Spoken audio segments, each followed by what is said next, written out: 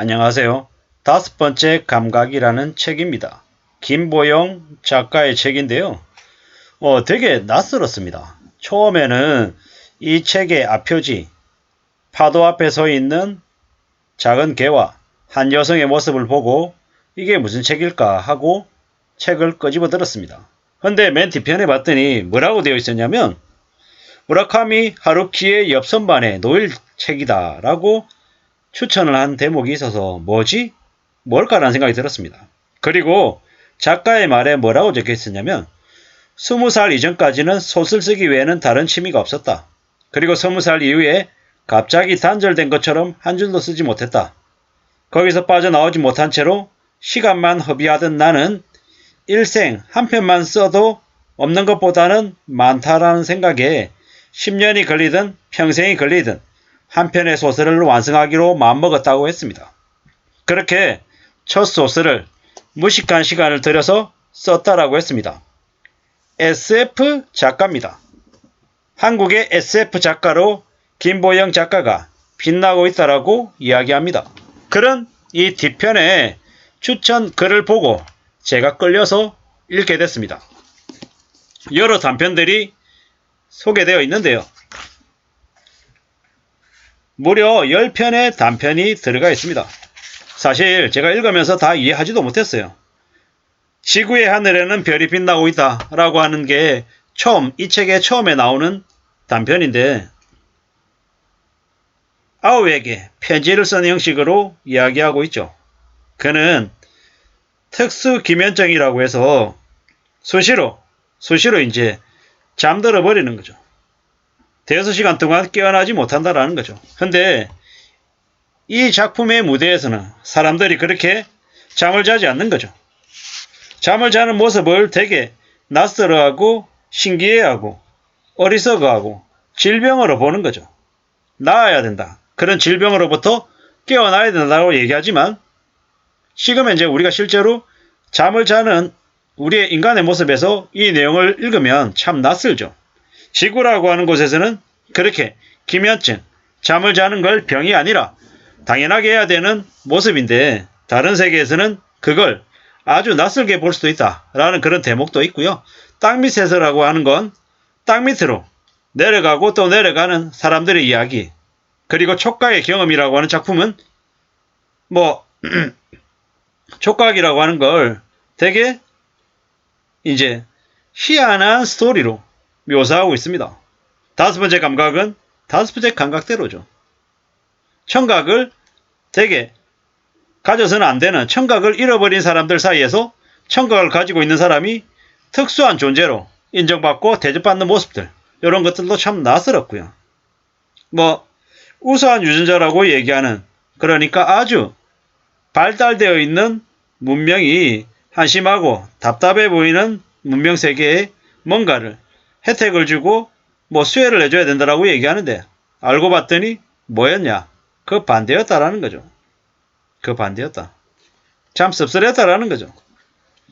충격이죠. 서로 다른 세상에 대해서 충격적으로 생각을 하는 거죠. 어떻게 보면 우리가 저 아주 시골 농촌, 저 동남아에 저 깊숙이 들어가서 문명의 혜택을 제대로 못 받는 사람들의 삶, 그리고 도시에 사는 우리의 삶, 서로를 볼 때 부러워하고 안타까워할지는 모르겠지만 어쩌면 도시에 사는 우리가 그 시골에 사는 문명의 혜택을 받지 못하고 사는 그 사람들보다 더 행복하다, 더 누리고 산다라고 과연 얘기할 수 있겠냐. 이런 우리의 삶에 대한 물음, 궁금증을 갖게 해주는 그런 작품도 있었습니다. 이런 거죠.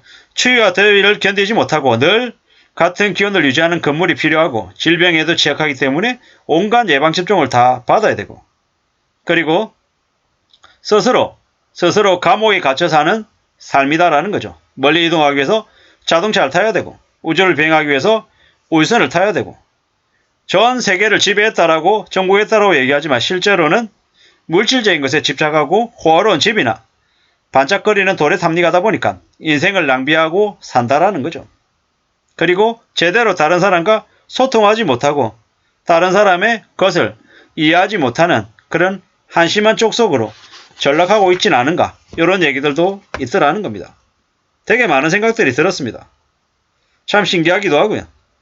이런 류의 소설을 쓸 수 있구나. 어떻게 이렇게 이런 대목을, 이런 스토리를 펼칠 수 있는 거지? 대단하다, 못해, 놀랍다라는 생각이 들었습니다. 이 단편들이 많이 이렇게 담겨져 있는데 그 중에서 노인과 소년이라고 하는 아주 짧은 단편이 있는데요. 그걸 보면서 제일 많이 놀랐습니다. 왜 놀랬냐? 소년이 사제에게 자신의 이야기를 이제 얘기하는 과정에서 알고 봤더니 그 소년이 나이가 든 그 수도승과 동일한 인물이고 지금 현재 어린 나이의 모습으로 나와 있지만 실제로는 그가 나이 든 노인이고 또 수도승이고 수사라는 거죠. 지금 그가 나이 들어서 그 낡은 의자에 앉아서 생을 마감하는 그와 같은 사람이다라는 거. 그리고 죄를 고백하는 청년에게서 그가 살인을 저지르고 거짓말을 하고 사기를 쳤지만 그래도 그는 떳떳하다. 그는 부끄러움이 없다.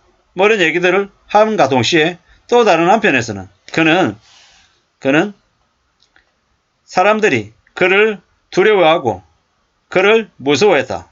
실제로 그는 범죄자였고 살인을 저질렀고 엄야한 사람이었다라는 거죠. 똑같은 인물이지만 어떻게 보냐에 따라서 달라질 수 있다라는 거죠.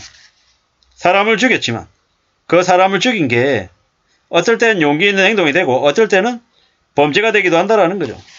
세상이 변할 만한 삶을 살았다 하더라도 진실한 마음에 따라 살았으면 어쩌면 또 다른 의미에서 고귀함을 가질 수도 있다라는 거. 항상 양면이 있고 항상 한쪽 시각에서만 바라봐서는 안 된다라는 걸 우리에게 알려주는 것 같았습니다.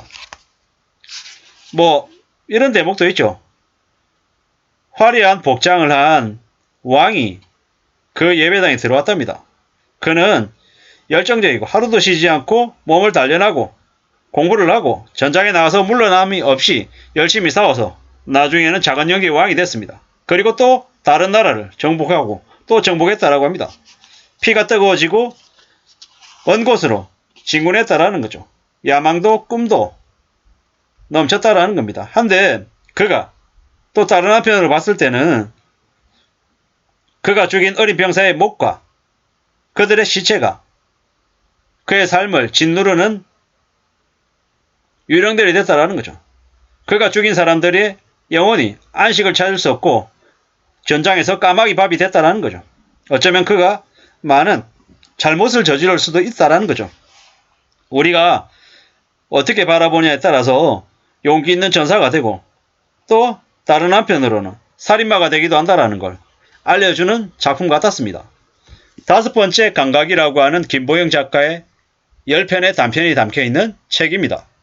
기회가 되시면 꼭 읽어보시고 많은 생각들을 해보시면 좋겠다라는 뜻에서 소개시켜드립니다. 감사합니다.